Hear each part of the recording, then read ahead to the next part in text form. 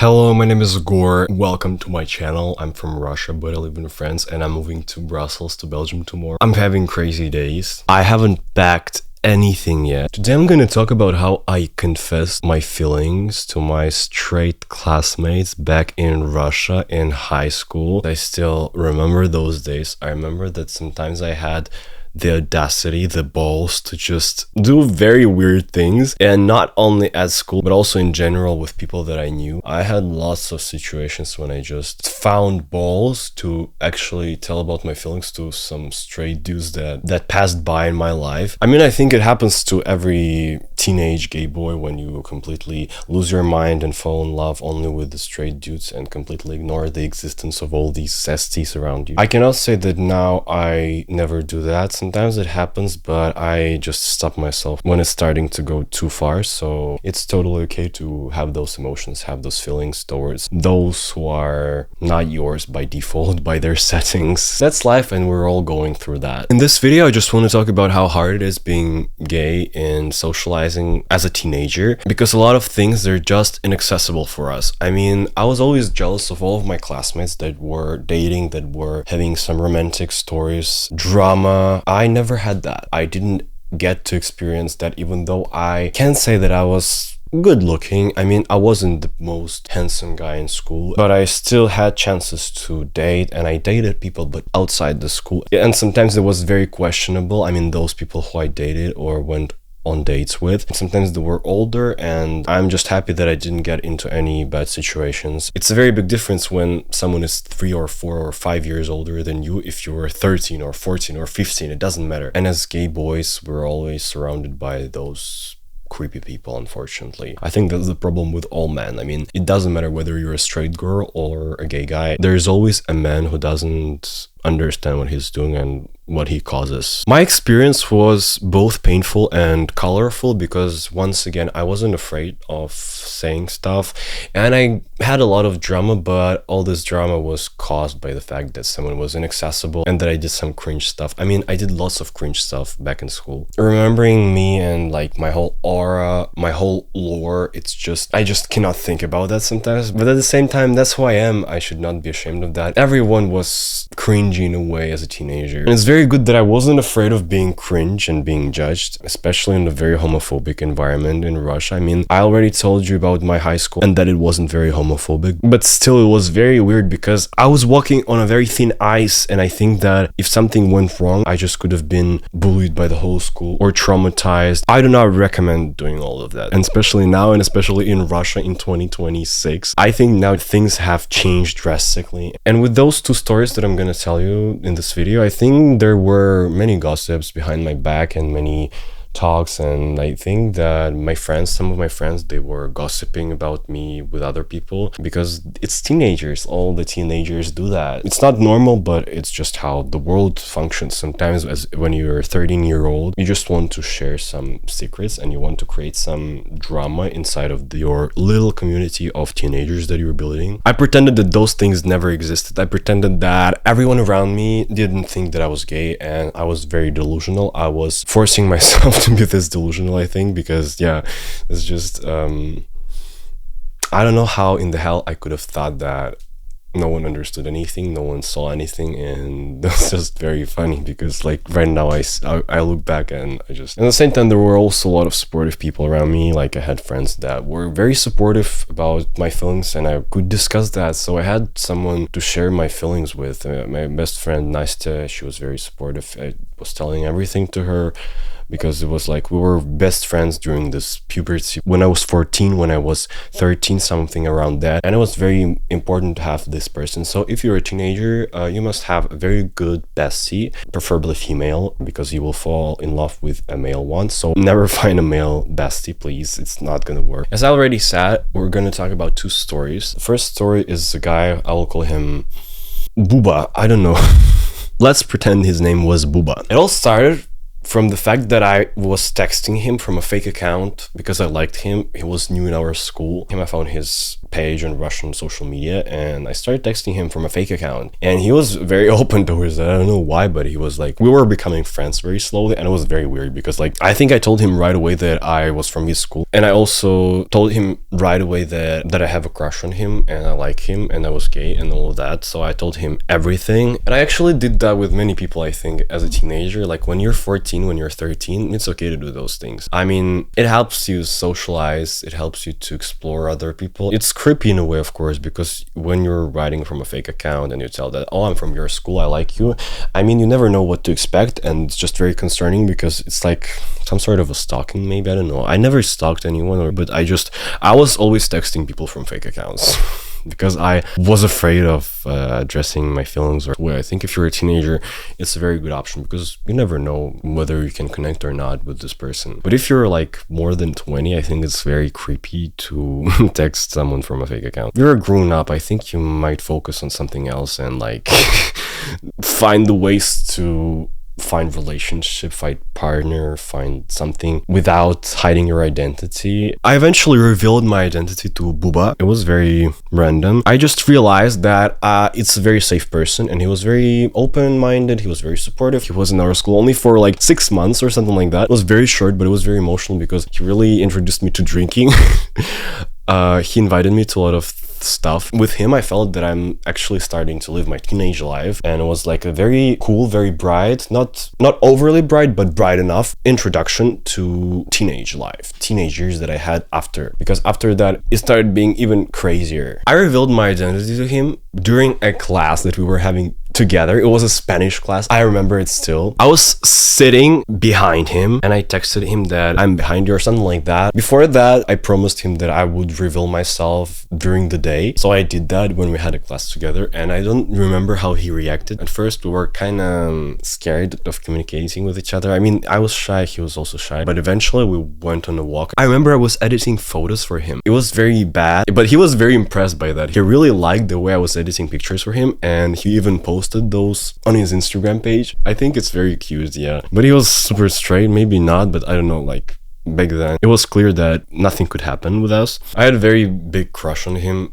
It was very hard in a way, but still, I'm very thankful to this person because he was very supportive and he didn't reject me. He invited me into his world that was full of all these boy things, and it was very cool. I mean, I remember meeting his friends. We were going to drink beer. We were buying beer in some shop where they don't ask ID. Yeah, I just remember those times, and this person, it was very nice. I mean, I'm so sad that I cannot find him. I hope he's alive. It's very cool to see straight dudes that are not insecure and that are able to create those friendships with us. It's very empowering. I really love that, and I'm very grateful that those people exist, because without him, I don't know who I would have become. I think without him, I would be more scared of communicating with men. I mean, I'm still quite scared in a way. Every time I meet a Russian straight guy in Europe, I'm just very scared because you never know what to expect. And I think I'm going to record a video about that, like on my Instagram page. So don't forget to follow my Instagram. I have a story about meeting a straight Russian guy. Let's move on to the second story. There's a very famous Russian cartoon series. It's called Kikoriki. I think in English it's called like that. And there's one character of a bunny who's very similar to this guy I'm going to talk about. I feel that their vibes are very identical. So I'm gonna call this guy Krosh. Krosh is very similar to crush. So I think it has a double meaning.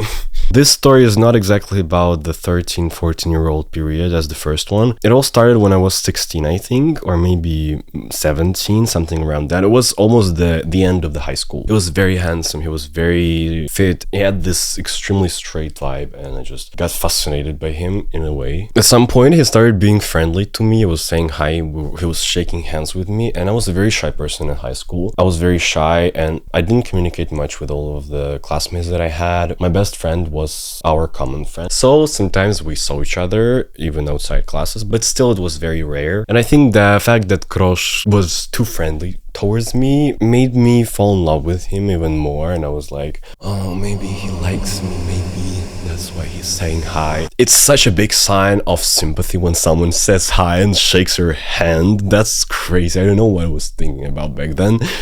In our class at high school, we always played Secret Santa. The rules are that you get a random person and you must prepare a present for this person and put it under the Christmas tree in the classroom. I didn't get Krosh as my Secret Santa recipient, but I still decided to paint him. Yeah, I painted a painting of him. I then printed it because I was painting it on my iPad. I still have this iPad, by the way, it's next to me. I paid money to print that because it was on a canvas. It wasn't on a piece of paper. It was a cool canvas. I paid like, I don't know, $30 for that, maybe more, maybe even 60, I don't remember. And I anonymously decided to put it under the Christmas tree as a present to him, and he wasn't the first person I painted to show my sympathy, but he was the first one in our school to get that. And I have no idea what I was thinking about. It would have been so fucking shameful if he told someone about that. I didn't want to spend the rest of the year fighting with a fear to go to school and see all those stairs.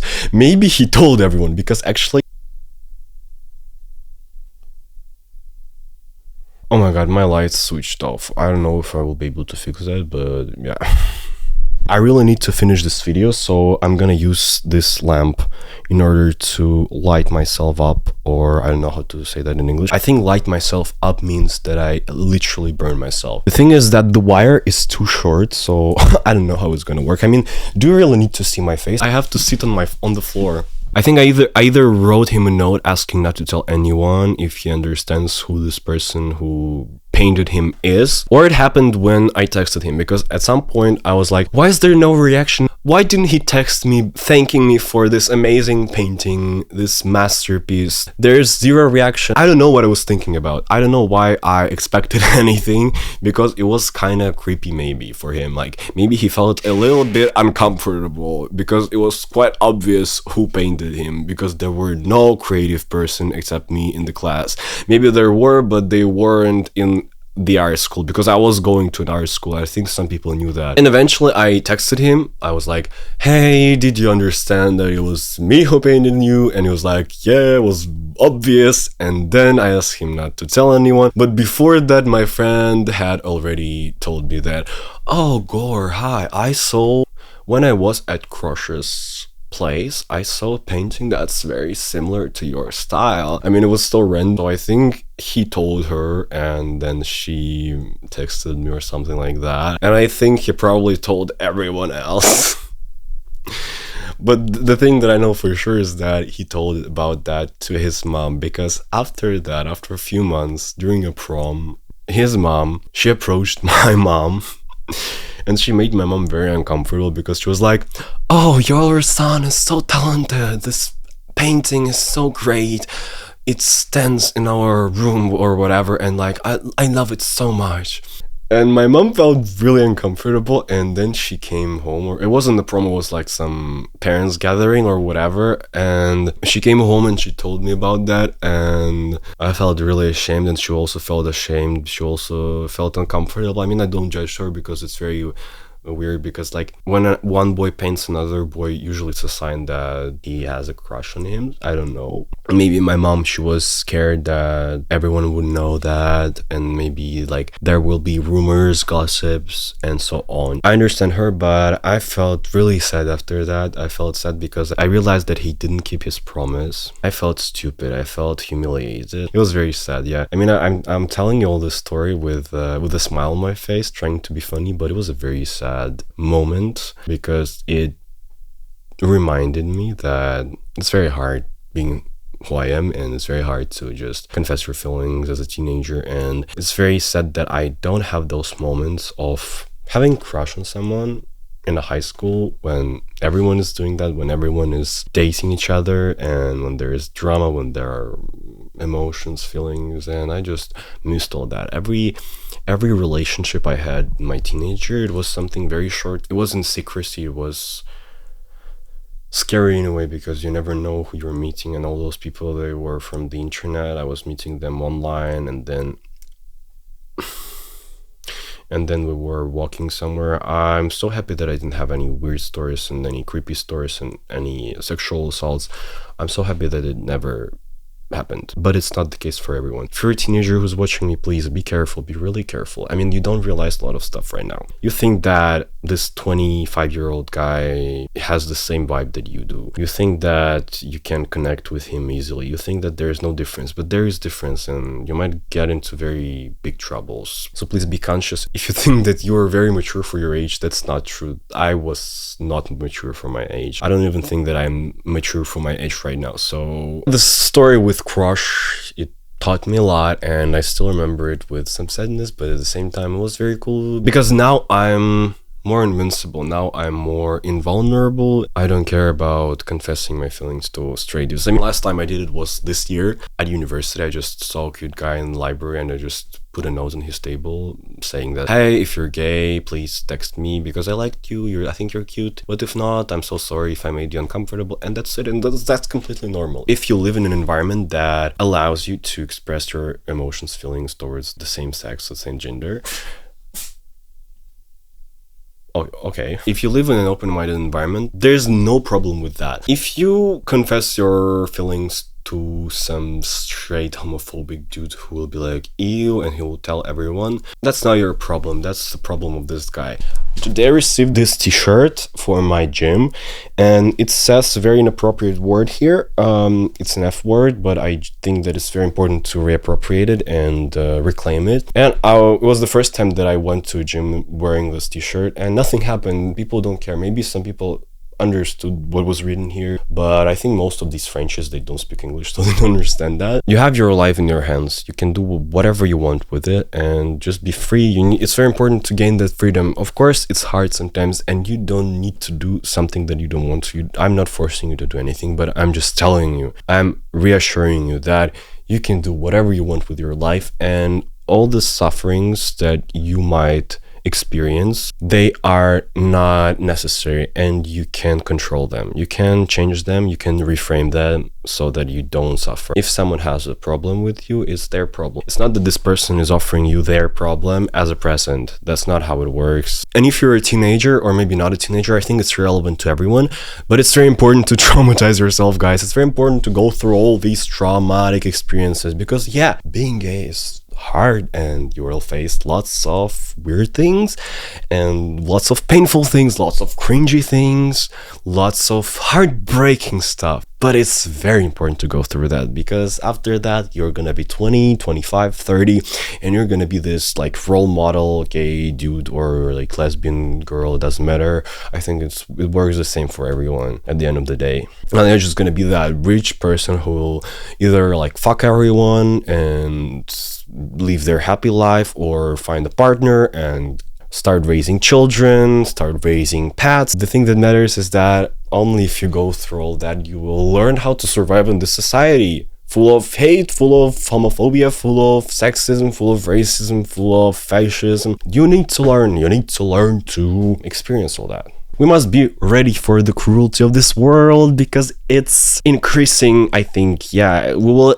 face even more cruelty with the rise of all these far right. We need to be able to fight for ourselves. If we hide, we will be erased, guys. And also remember, as a gay guy, if you're texting someone, or if you're flirting with someone and you're not sure about their sexuality, you need to respect the boundaries, because some of y'all are acting creepy. There are a lot of creepy gay guys, and I don't know why. Maybe that's just because they're male, but maybe that's related to some trauma that was made by the society, by the homophobia. But you just need to control yourself. You don't need to be creepy. You don't need to harass those straight boys. It's very cringe when I see all those men who are insecure, who don't want to change, who don't want to control their behavior, and they're just harassing everyone online without thinking about consequences. But sometimes they even do this in real life, and it's even more horrible, and it creates stigma, it creates stereotypes that gay people are PDF files, that gay people like to eat grape.